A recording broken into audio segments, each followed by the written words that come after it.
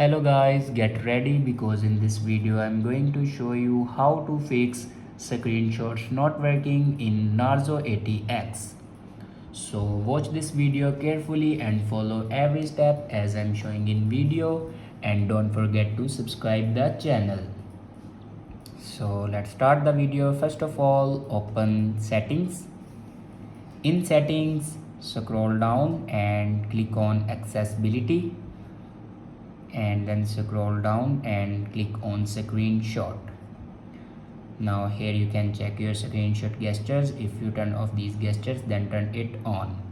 After that, go back and click on system and update.